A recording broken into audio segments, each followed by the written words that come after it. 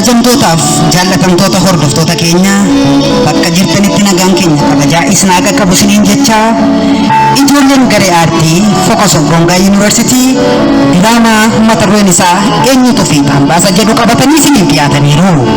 Barreessaan Gaarumaa Ittaanaa, Gulaalaan Falmataa Qajeelaa, Daarikteerri Boonaa Guddataa Eebbisaa Ijjiguu, Iditeerri Kuubaa Saggaayeeti. Taatonni akka abbaatti Boonaa Guddataa, ijoollee koo ani deebiin hin dhufaa ammasitti. akka ilma hangafaatti Falmataa Qajeelaa, Obboleessi dubbii ati amma dubbachuutti jirtu kun dubbii sadarbuudhaaf hundee hin qabnedha. Kanaaf akka ilma Quxusuutti Gaarumaa Ittaanaa, jireenya cibba fe'aaboo, akka dogoggorsitootaatti Eebbisaa Ijjiguu, kai amma yoomitti teesseetta. akka jaalalleessaatti Burtee Raggaasaa, ilaaluu moo hojjechuutu cubbuudha. Kabajamtootaaf hordoftoota dhaggeeffattoota keenya qophiin keenya bifa kana fakkaatuun itti fufa. Irraa baraa irraa itti bohaaraan hawwii keenya galatoomaa.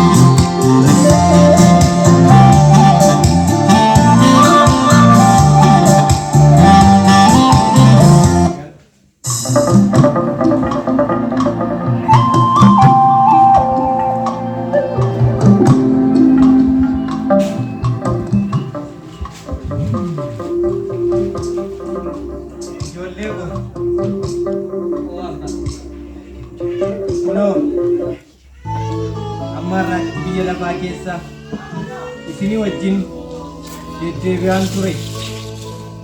Egaa amma immoo gara abbaa kootii deebiin iddoo isiniif qopheessa. Kanaaf ijoollee ko adaraan isinitti kennu jira. Adaraa kana immoo biyyi lafaa hamaadha. Foonnis hamaadha. Foon keessaniin daangeffamtanii hawwii biyya lafaadhaan guutamtanii adaraa koon isinitti kenne kana akka lafan keenya isiniin jedha. Wal jajjabeessaa, waliif kadhadhaa. Biyyi lafaa hir'ina baay'atu iyyuu malee, hamminni isaa guutu iyyuu malee, foonni isaa gadheetu iyyuu malee, garuu ani deebi'ee nan dhufa.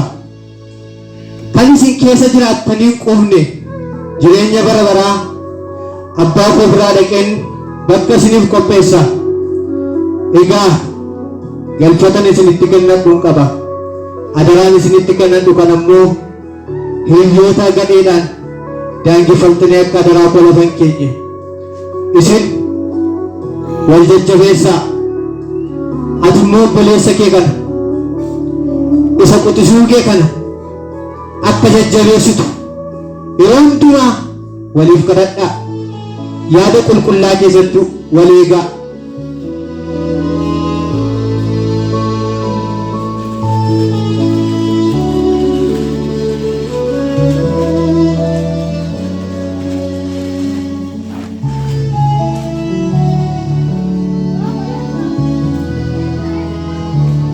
Elaa ilma ko obboleessa kee kana adaraan sitti kenna.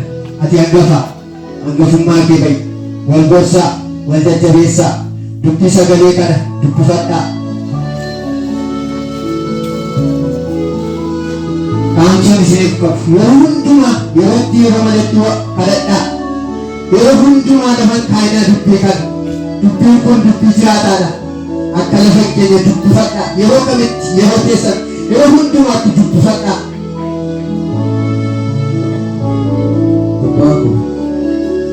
Abbaa koo jedhan ture biyyi lafaa gaarii fakkaatee hamminaan kan goote hamminaan kan badhaadhe. Yoo nu jalaa turte biyyi lafaa nutti ulfaate sababateef adaraa keenya fi hubatte. Abba, utuuti nu wajjin jirtu iyyuu gidiraa biyyi lafaa nu agarsiisaa jiru argaa jirta. Ati nu bukkeedhaa deemtee innaan kanarra miidhamuu dandeenya. Erga deemtee adaraa kan turre daftee akka nu deebitu waadaa akka nuuf galtu si gaafadha. Tole, ani deebi'ee isiniif nan dhufa. Ani immoo yeroon deebi'ee dhufutti akkasumaan isitti ulfatu hin taane isa guddaarraa iyyuu qofa otoo hin taane kan biyya lafaa kana irratti iyyuu gonfoo wayichaa isinii fidee nan dhufa. Kanaafuu harka duwwaa isiniin dhufu gammachuun na eeggadhaa. Yaada qulqullaa keessa tura. Gonfoo isiniif qabadhee nan dhufa. Tole abba, dhaqi.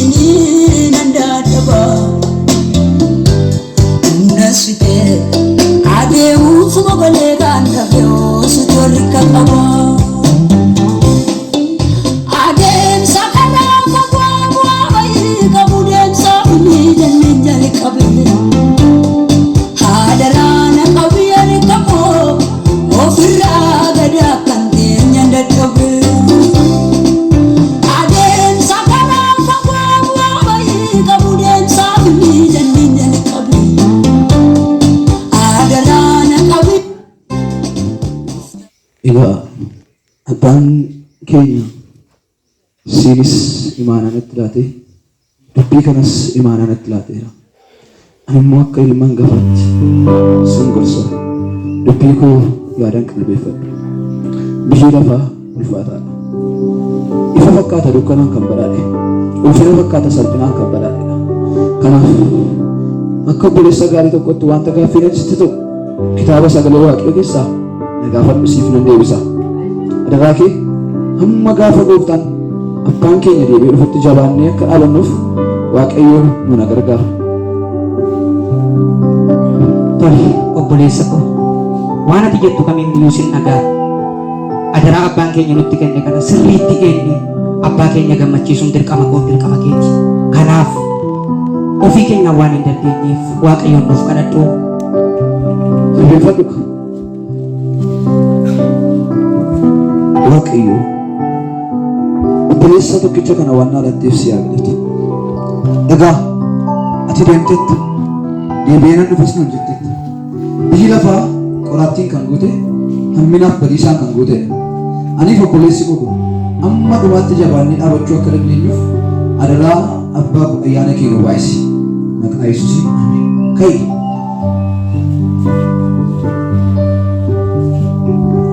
Waaqayyo si haa eebbisu wabii koo. Garuu sagaleen Waaqayyoo kun sagalee akkamiiti? Sagalee abdii namatti tolu.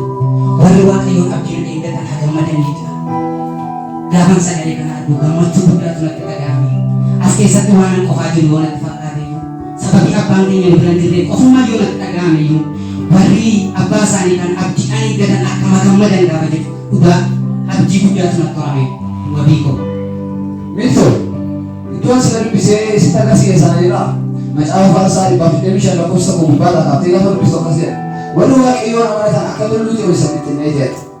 Argitee? Kanaaf Waaqayyoon amanachuun jireenya. Amantii keenya immoo ija namaarraa kaafnee Waaqayyoon kaawwannaa Waaqayyoon waan dhufu. Jabaatu. Ishii obboleessa gaariidha kanaaf.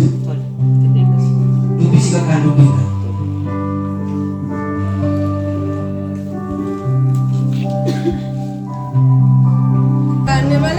Waadaatti. Ati hoo maaluma godha? Nyaatti Bareedaa kun. bareedduu kan nyaattu waadaa. Amma waa si gaafadhaafani. Maaliif ijoollee rakkattuu waan sadannee baasne to'atiin hin nunnu? Eessa jedhu? Mana isaanii jiru kaadhannee baasna. Dhugaa? Siifis siif hin galuu jireenya. Dhannee waan na qotu.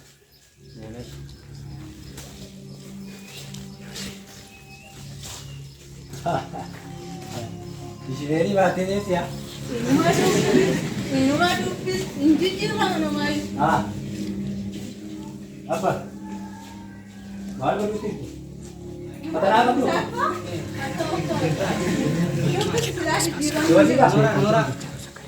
Ayi kimje. Maal hidhaa wayii keessatti natti fakkaata. Waan hidhamtanii keessa wayii natti fakkaata. Fuula isaanii argitu. Dhugaa. Baay'ee hidhamtaniitti si. Amma kottaadhaan ni taphannaati. Kottaa. Dhugaa. Taphattu. Baay'ee taphattu. Maaliif ammoo jireenya isinii gargaaru? Nuuf moo jireenyi nuun gallee Ayi. Jireenya- Amma dubbana keessatti. jireenya isa kana qofaa keessara. Jedhate akkuma keetti yoo ilaalan dhuguma ittiin fakkaatu. Jireenyi garuu isa kana. Fuudhee gaara si hin baasu. Isan deemin jedha. Isani bareedduu wayii fa'a. Kottu. Si wayyaa. Kottu. Bareedaa kee fayyaa. Sirumayyuu waan nu ga'u fakkaatu. Yeroo tokko dubbii sana amma dubbachuu jirtan kun dubbii darbuudha. Hundeessi qaba. Nuti warra abdii qabanidha. Abdiin keenya inni abdachiifame dhufuutti jira. Abbaan keenya inni dhufu. Yeroo dhufutti gonfoo nuti dhufu. Obboleessi koo adaraa natti kennamee jira. Kanaaf iyyuu dubbii isin dubbachuutti jirtan kanaaf walii galuu hin dandeenye. Duraa deema. Isaa dhiibnee hin deemu. Siinoo dhiibnee iyyuu isa dhiibnee hin deemu. Namuu galmee deemu. Anamu. Eh. Mamaayyuu. Wattu. Jireenyi siif Hunduu qaabuu hin danda'u. Kottu hin deemna. Dhugaa dubbachuuf ati baay'ee gamni wayii fakkaata. Isa kana gowwaa wayii malee. Dhuguma gamnaa. Kottu dhugaa. Kana qabachuu kootu gamna na godhe. Itti kennaa. Hin danda'u. Abbaan koo galfata natti laatee deeme. Yeroo isinii wajjin dhaqee taphachuu hin qabu. Hidhaa wayii kana keessaa bayaa. Kottu fataani bayii. Deemaa narraa hin barbaadu. Maal taate kunuunsa Abbaan koo kottu. galfata natti kennee deeme. Kottu nu hin deemna. Deebi'ee nan dhufa naan jedhe yoo Sokkaa boqa. Sokkaa nurraati. Deemaa. Nurraa deema. Maal fakkaatu? Kottu. Wadi. Kottu. Kottu. Kottu. Deebii siin jedhe. Koi koko dhiistiisa. Kottu. Ati biyya wayii fakkaata. Kottu. Keessa kee kottu. Duriyyummaan koo yoo jiraate isa kanaan. Kanaan fudhattu yoo ta'e isinii wajjin waadaa gal deemee lallabu. Kanaan fudhatta yoo ta'e gonkumaa isinii wajjin waliin dhagaa. Narraa deema. Ciao. Dukkanuma keessatti argisiisa. Kottu. Kottu haafanii Gaafa fataa. fakkaras jira. Kottu. Yes. Jireenya maalii jira? Kottu. Argitee miti akka abbaan keenya deeme beekanii ormoonni bakkee irraa nu balleessuudhaaf gara hojii isaanii isa fokkisaa sanatti nu geessuudhaaf yeroo isaan itti gara keenya dhufaa jiran. Kun immoo waadaa abbaa keenyaa akka nuti cabsinuufidha. Adaraa kee ani biyya lafaa kanarraas malee qabu. Waaqayyo sinnaaf kenne miltu. Abbaan koo miltoo kan siin jedheefis sirroo qophaa waan hin dhadheef miltoo isaati siin jedhe. Kanaaf adaraa kee miltoo koo. Tole, homaa yaadde. Ani homaan iyyuu goonfamu. Hamma deebii abbaan keenya dhufutti ani dhuguma siif miiltoodha. Si gatees hin deemu. Eessa iyyuu hin dhaqu. Jabaadhu. Amma haa dubbifu.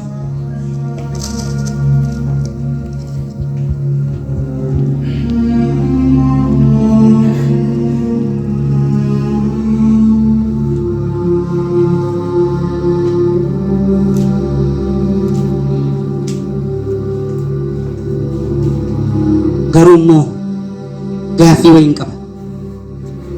Naa deebiftaa? Wabi.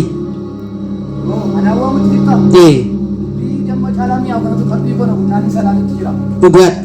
Mi'a garuu hamma yoomitti kana teenyee dubbifnaa? Dubbifte si jalaa deemu. Lafumaan qaleessa dubbisen jira. Garuu kan natti dhaga'amu qoyi ani yoomam fongootiif jiraadhaa? Biyya lafaa kanarra umuriin naaf kennamte umurii waggaa 70 yoo baay'ate 80ti. Sana keessatti foon kootiif hin jiraanne tana yeroo qaban jiraadhaa? Mee gaaffii kana naaf deebisi. Miltoo!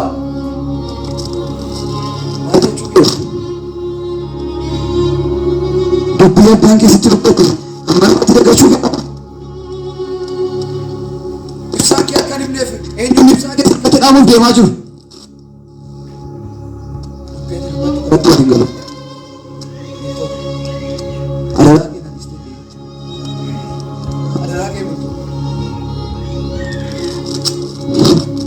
rakkoon qabu. Yoon deemesi dhufee si dubbisuu hin danda'a. Jireenyichi hin ta'a taanaan immoo nan hojjedha miti amma. Hojii biyya lafaa irra ruqana dhaqeema ilaaluun qaba. Dubbii jireenyaa Oodhu Dhaqee bara baraas of keessaa qabu. Lafa keessee oodhu kan. ani sitti kaafu. Anaan immoo dhagattee eessaa dhufu. Rakkoon qabu wabii sin jaalladha. Yoon dhukkube eenyutu mana yaalaatti na geessa. Yoon beelee eenyutu beela na baasa. Dhufee si hubadha. Obboleettiin qabu obboleessa si qofaadha kanan qabu kanan ilaalu. Jireenyas keessa taa'anii dubbisan natti cime. Bukkoon halkaniis natti fakkaateera. Kanaaf iyyuu ani hin dhufu abbaan keenya waan dhufus natti hin fakkaatu. Tuttureera. Kanaaf annan deemu hin barbaadu. Miintoo Ganna dhiisi. Ganna dhiisi. Hin barbaadu. dhiisa danaa kee. Hin barbaadu. Dhiisi danaa kee. Ciao.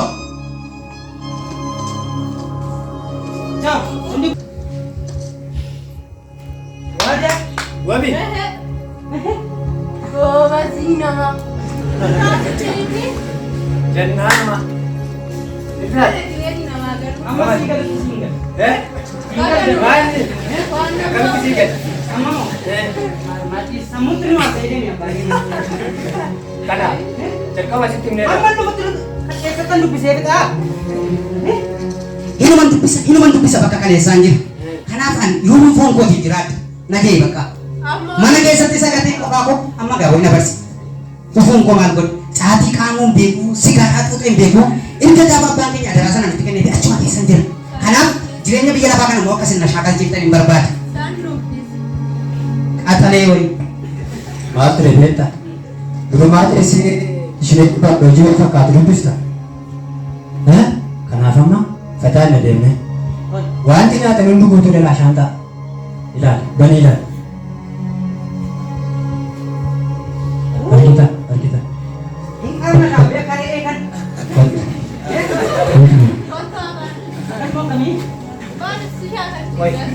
Woi shorbaa tokko si laata. Abati tokko. Abati. Kuni gaa kai. Kunaati kutaa. Mataarraa hojjetaa.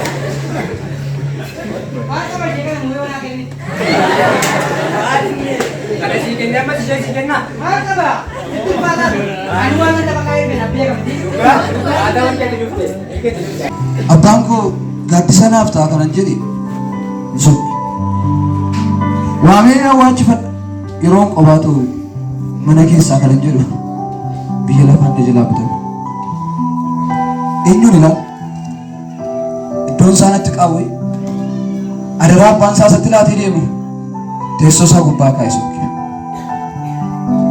abbaa yoo ati na jalaa turte anis yeelaan miidhama obsan qaba qorattiin biyya lafaa na waraanudha harka irratti ol fudhateera dafiinaaf kottu dafiinaaf kottu dafiinaaf kottu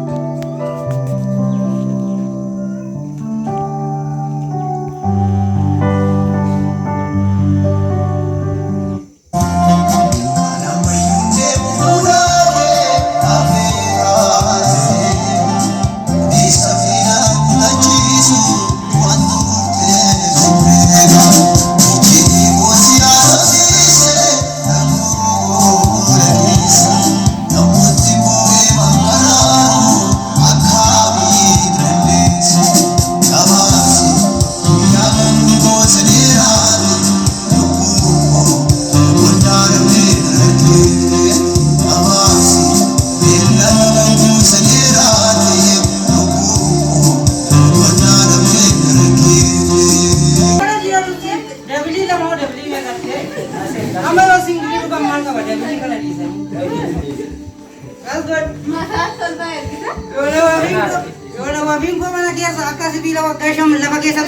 Ini beekamaa jireenya argitee mata araadaadhaa argitee. Amma lalla kaadhaa jireenya achi keessatti dabarse. Lakkaa maal? Lakkaa. Erga dabalamee nama ta'e. Erga biyya lafaatti dabalamne nama ta'an rabbi kanaafu kana dire yoon akkuma gowwummaa isaa dura abbaa keenya dhufu faayidheetu Suusaa jedhii. suusa isheen lamaan addaan immoo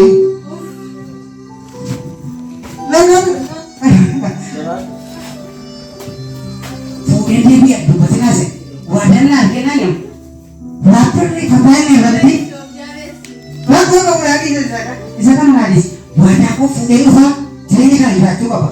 Jireenya ilaalanii galan osoo hin taane kun jireenya keessatti fatayaan waan ta'eef. Maali kaa lattaaree dhugaatichis malumaan hin baramane. Kabootu amma lammii wati fuudhee dhufa. Tidak berjuta itu sakit. Wabi. Jangan kita. Baca jangan disini. Akami. Minto! Kut, Akam. Mandi! kut. Mandi mas wabi. Akhirnya lalai itu faham nak kira cerita deh mo.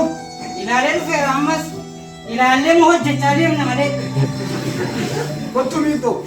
Ilal kita pakai itu masalah aja. Isaan namni badee nutti laatee kun.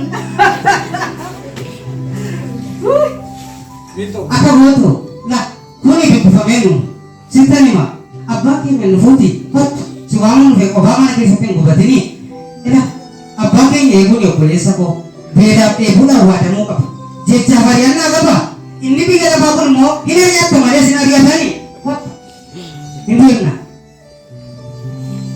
Bisa ammas sitti luqat yeroo qabdu guyyaan fayyina amma wattu tarii abbaan koo dhufe jala geerara abbaan koo yoo dhufe immoo isa seebbachiisu dhumaa qabda wattu kitaaba keenya ulfaan dubbisna siintaan hiriyoonni kee gollama. Abbaa maaf jetta nus dhuma dhunnoo eeggachaa jirra bara. Dhugaashiitti inni kun yoo dhufe hunda keenyaa dhufa isa wajja birate waan akkasii. Ega! Gongoon nama fideeru naani fuudheen deemu yoo maafte tokko hedduu tokko kooti isa wajjami kanaaf numa ta'ellee fataa hin tarme yoo ijje malee innis nama qalbii dandaa'itaa hundi adda ta'u bara. Nuftoo mati Ani nu! agootu kan dubbisi yoo sitti tole gaafa hanqifte kanatti dubbisi akka maatti tuutti dubbisi laata kanaaf deemaa irra taa'u. Ilmu kita. Ciao. Garaatti jabaatti. Shawaan oduma abbaa koo dhufa jettu akkuma gadi teetes kanatti siddisee deemu isaan oolu. Tole jabaadhu.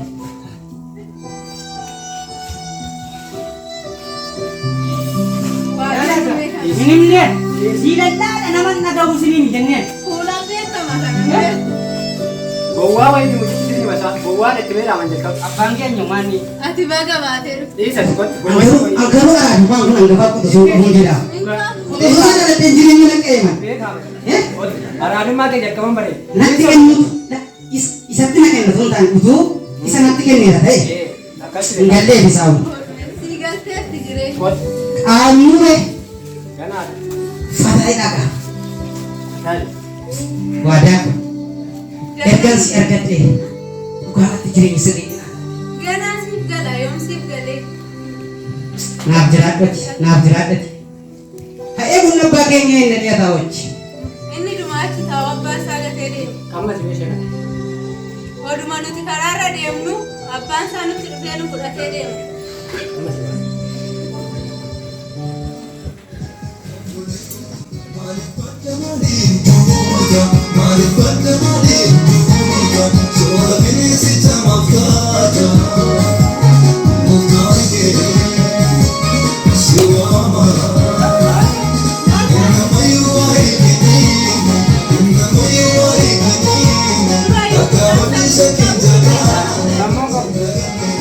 Wajo. Wajjo eessan jiraanii Maani. maal jiraafii dinne bankoo wajjo Maanni misamaata. Taa'u kottuuti. Jireenya koo irraa qotatee Wali jireenya kunaa dhiisi. Wajjo abbaan kun natti dhufe maataan jedha. Jilbeenfannanii kaasuu hin gaafas baadiyaasaa. Wajjo taa'u. Maraatee. Barbaaduma. Wabii. Minto ko.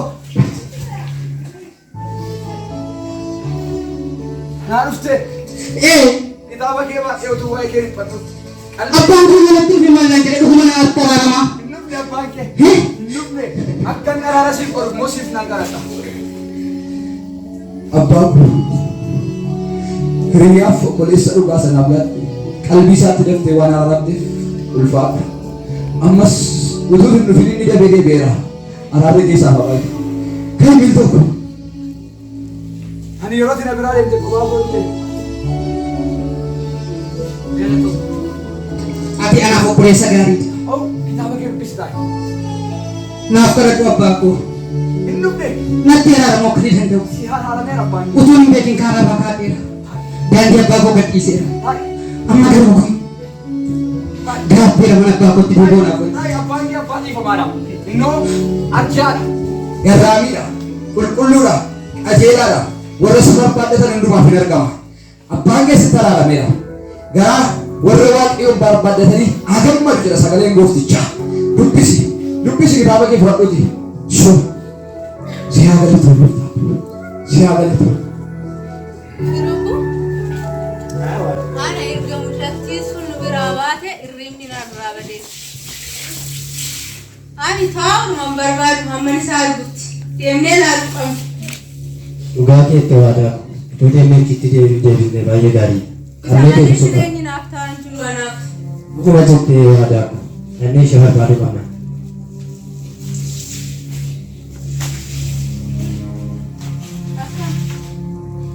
Milto. Maal? Qayyarame mucaa. Maal taate milto? Maal barbaadda? Hojjanii akkanatti nu gaafataa Kottu milto. Galatooma nagaa na boonstaniit utuun isin duukaa yeroo isaan gadheen oole utuun achi jiruutu abbaan koo natti dhufe gonfoo abbaan koo anaaf laatu bakka abbaan koo anaaf qopheesse hin jiraadhu amma garuu ofirratti dammaqee iddoo kootti deebi'eera sichi humaa himaa argachuu dandeessan sokkaan irraa Ayi gowwummaa siyaasa dhalataa mucichi kun kan hin deemnaa. Naftaaf deemnadha. Dukkana keessa dhaabattee ifa cimaa tokkoon duratti ilaalaa hin barbaadu. Milto ta'e. Jireenya ifa fakkaatu duubisaa dukkana maal godhare? Deemnadha. Hin barbaadu. Isin maalirraa qabdu? Nama biraa qabdani? Obboleessi koo adaraanatti kenname. Adaraa nyaachuun immoo hin danda'amu. Imaanaa nyaachuun hin immaan nyaachuudha. Deema siin jedhe fuula keenya irraa. Warri dhiisa akkasii jedheen kottu jireenya argates jiraatu kottu si wayyaasiif. Jettee alatti moo? Warri dhiisi amma yoo ogeetti gowwaa taate kottu hidhaa kana keessaa bahee siif wayyu hidhaa kun siif iddoo kottu. Deema. Ayi wabii jireenyi siif hin galleemsiif ammayyuu waa si gaafadhu Na gaafadhu gaaffii si deebisuu danda'u ta'e macaafa qulqulluu irratti hundaa'e siif nan deebisa. ilaaluu moo hojjechuutu cubbuudha. Gaaffii salphaadha galu. Ilaaluu cubbuudha hojjechuu cubbuudha malee ilaaluu cubbuu miti. Kanaafuu ilaaltee hin deebituure. Ani moo? Galatoom. Kottu ilaaltee deebita. Ilaaluun cubbuu waan hin qabneef. Wabi kottu obboleessi kee sobee sirsobaaraati kottu yaade deebiin jiraate deebiin jireenya argaa ture ni qottati kottu wabi. Ummatumaa ta'uu hin danda'u. Abbaan koo anaan isatti na dhaabee deebi. Anuu ilaaluu dhaqeen hojjete. Kanaaf yoo maal ta'e wabiin kun biraa deemuu hin danda'u. Sokkaa irraa hin danda'amu. Wabi si sossobaa qottati hin sossobayin. Miltooko. Immoo ilaaluu moo hojjechuu cubbuudha? Anoo adee ilaalee dhufa. Achumaan immoo muudiin itti qabadha jalatti. Macaafa kana sirriitti hubadheera waan ta'eef jireenyi kiristaanummaa isa dhugaa isaanii agarsiise adee fideedha. Isa abbaan keenya illee. Kanaaf kitaaba koo kana kan dhufutti fayyadu. Ishii Wabii ati anaaf obboleessa koo. Malee nama ilaalu qabu. Akka abbaan koo sitti na kennee deemati iyyuu beekta. Galfata sin qabu galfata dhabu. Tokko galfata kana sitti laatee deeme lammaffaa sana. Yeroo dhiyaate yerootti abbaan keenya dhufuu danda'u. Yeroon galgalaa'e. Wabii koo. Eessa hin deemtu nagattee? nan dhufa. Eessa hin deemtu? Gasaniisu. Hin deemtu eessa hin natti? Sigeen dhufa. Eessa hin nattu? Hin deemu wabii koo addaa. Eessa eeyyamtu galaattee deemta? Hin deemtu. Yeroo galgalaa'e abbaan koo dhufuu danda'a. Hin deemtu wabii koo. Ilaalee dhufa. Miltooko. Fiigee dhufa. Maal wabii? Obboleessa koo kana jireenya dukkanaa keessa jira sana qabeedhame. Hin danda'amu kun tasuma. Hindi warra bade duban de wadi ko. Hindi Nan dhufa. yeroo yeroo galgala di abbaan keenya fuudhan daan deemin. Nan dhufa. Abbaan keenya fuudhan daan deemin. Nan dhufa. Ciao. Wayyo abbaa koo. Eenyu ilaalee taaga. Eenyu ilaalee obsa. Atoo dhufuun kee tureera. Yeroo itti naarsa jedhetti tutturtee garaa koo gaddisiifte. Abdii gosa garaa siftee biyya lafaa duubaana deebiftaa beelaa taanas. Eenyu kunuunsa eenyu ilaala. Eenyu naaf ta'a kana booti. Dabiinaaf kottu. Dabiinaaf kottu. Biyyi lafaatu na fuudhee deema. Utuun biyya lafaa laalee sokki. Foon koo laalee jireenya irraa laalee utuun mana kee keessaan bahi. Utuun iddoo koo gadi dhiisin. Gonfootu naaf fiddee dhuftu sana utuun hin dhabe dabiinaaf kottu.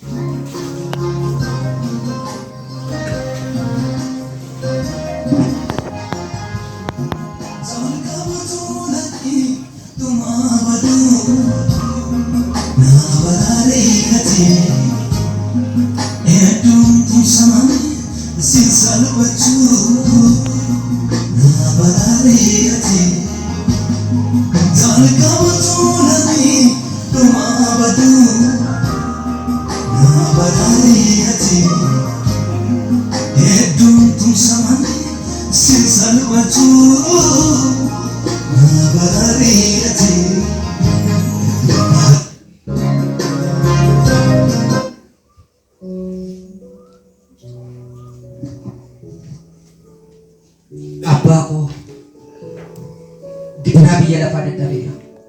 Qofummaan natti hammaateera. Kana caalmaa si eeguun natti ulfaataa jira. Naaf kottu. Hin agarta qofaa koo eessa akkan jiru. Beelaaf eeguudhaan jechaan kallattii kamiin hariyyannaan qaba akkanarra jiru hin beekta. Gaafa deemtee hin turu.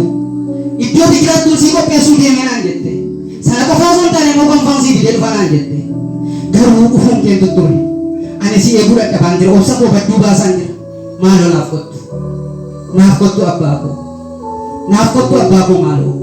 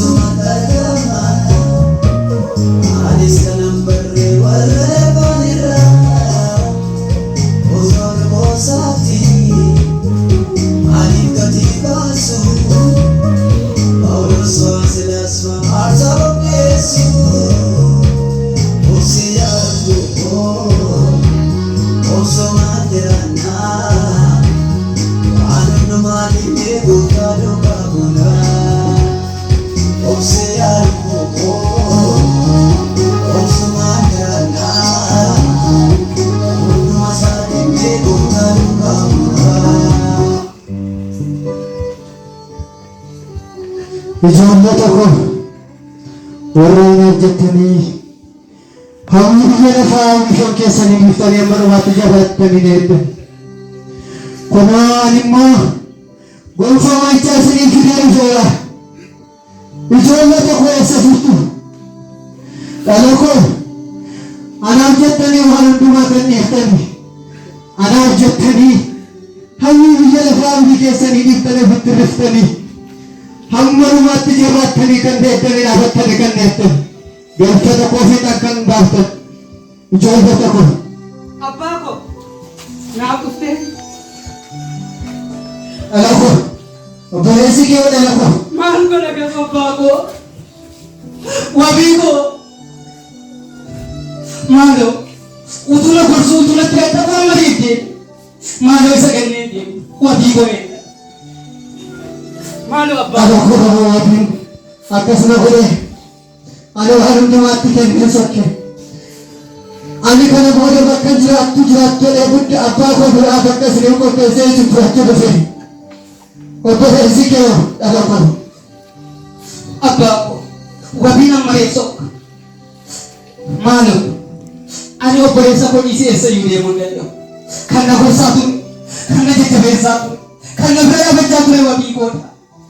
Garuu amma reeddee yeroo baay'ee siif hojjete, yeroo baay'ee siif dadhabe, yeroo baay'ee siif gurgure. Isa dhugaa dubbii kee warra biyya lafaatti himaa ture. Amma garuu dogoggora xiqqoodhaan baheera. Hadhuuf wabii koo eegu malee eessa iyyuu hin dhaqu. Wala koo kun mallattoo keessaniif gonfoo isiniif fidee dhufeera. Garuu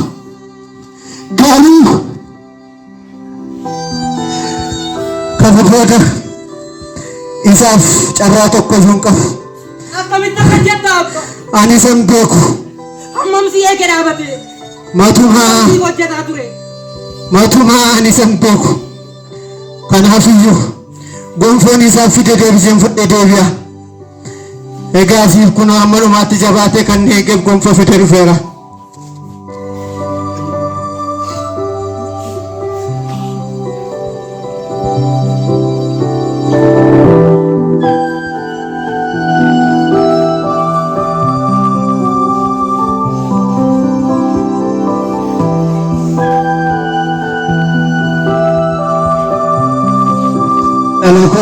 Ati anaa wajjin gara iddoo boqonnaa sana jireenya bara baraa deemta.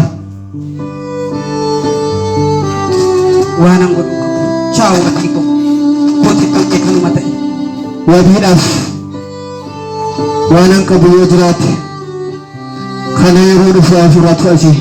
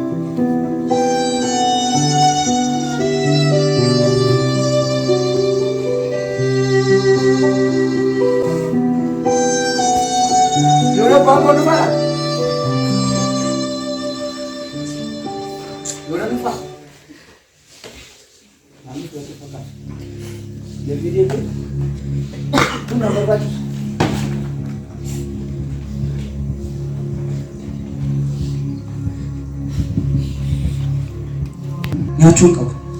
Fiigee miltoo koo ammadhee dhungadhee jaalalaan isaaf qabatti ibsuun qaba. Kunoo kana bu'aan biyya lafaas uffataan qabu silaan irraa baaftee qullaatti naambiste. Kanaaf fakkaadhaan jira. Mana kee miltoo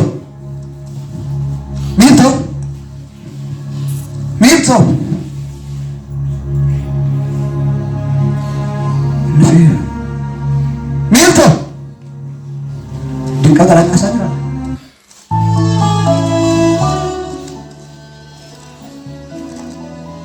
Yoo dubbaa godhamu fakkaata.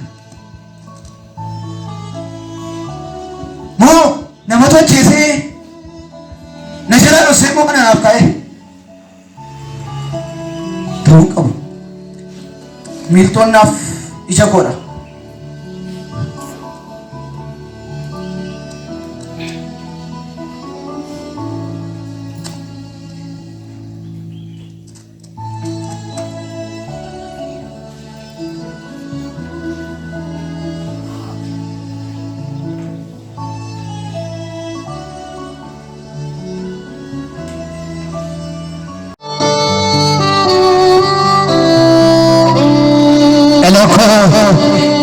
Dhala dhiigaan bafee keessa dhalan danqaaf guddifadhee mana kootiif taata jedhee galfata koo sitti laadhe.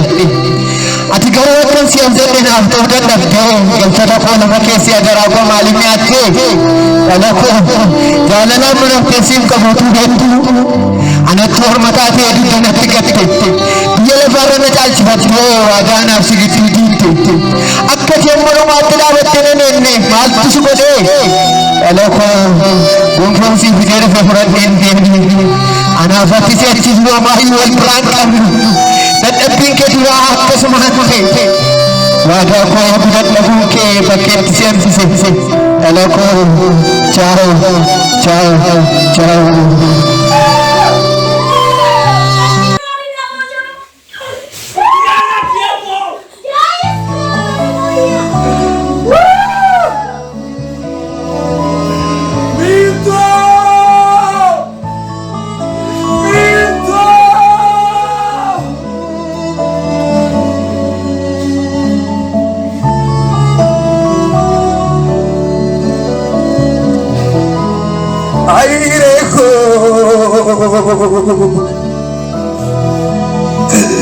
Aireko galgalli ko akasne urri ko gafimmal ture ay sammanu atti galgalli ko iyo wana kamnate galgalli ko ramon nyato mera randulate galgalli ko qobatta fute galgalli ko fatani masani ay galgala wadi ta'uun keefe galfat nyaattee taate wadi gaafa jedhamtee waggaafamte miltoo qobaaf miti sabaaf turte namaaf ta'u irra darbitee ofii fuutee dadhabde maaf galfata abbaa kee nyaatte eenyu iyya koo kan dhaga'u abbaa koodhaa isa naqalche eenyu iyya koo kan dhaga'u haadha koodhaa ishee nadeesse eenyu iyya koo kan dhaga'u obboleettii koodhaa isheen jaalladhuuf kabaju eenyu iyya koo kan dhaga'u obboleessa koodhaa kafana koo homtuu hafi hawwaadhe galgalli koo iyya waan naan qabne ta'eera ay hiree wabii ay siif hin mala ture si argate dhumni kees kana ta'uu isaa na gaddisiise nagaatti milsoo koo nagaatti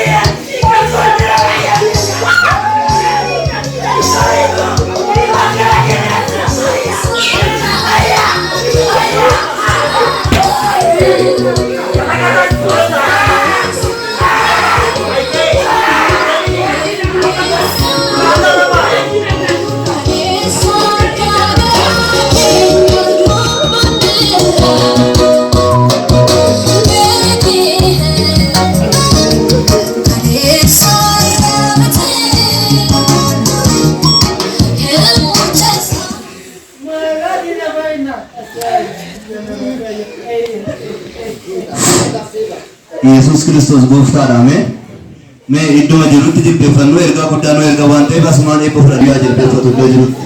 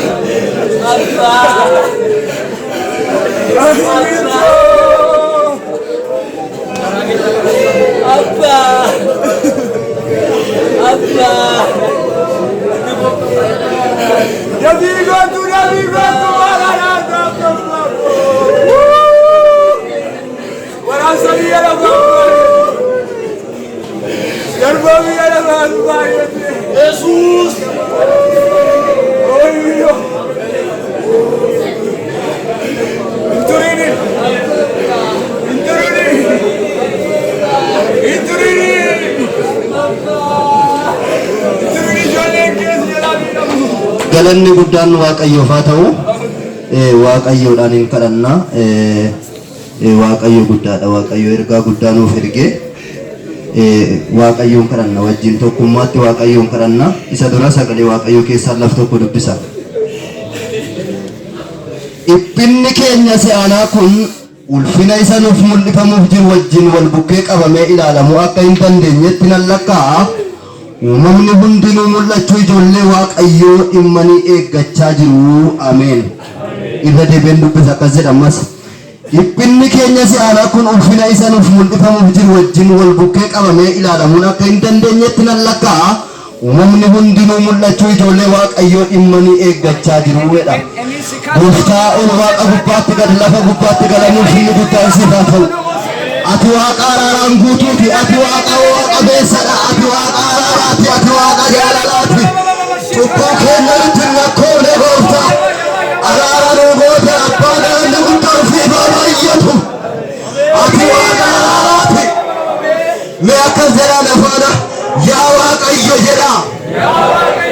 Ati waaqa araaraati jedha. Dubbadhaati yaa waaqayyo jedha. Ati waaqa araaraati jedhani. Cubbuu koolatti hin lakkaa'in jedhani. Yaa waaqayyo araara kee jedhani. Waaqayyo waaqa araaraati. Ameen. Waaqayyo waaqa dhiifamaati. Ameen.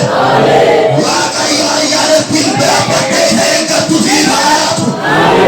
Biyya namaa keessatti waaqayyoon nasiif haa kennu. Biyya ayyaanaatti biyya namaa hin biyyatte eegdu.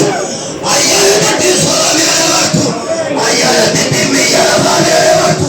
Waaqayyo siif haa laatu.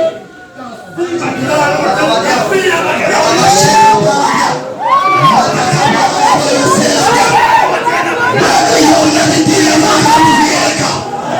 Waaqayyoon keessatti jajjabaatu si eega. Waaqayyoon keessatti namaa ta'eetu si eega. Hiriyaati wantu waaqayyoon hiriyoota si dhuma yaada. Meerubbatooti waaqayyoon kooliyooti arwaye.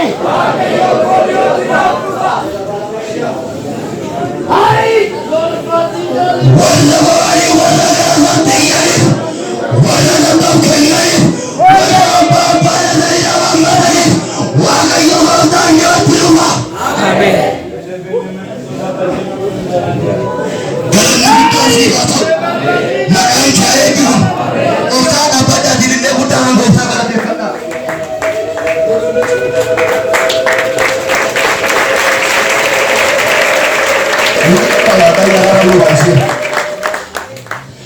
Gooftaan macaa guddaa sinaa eebbisu.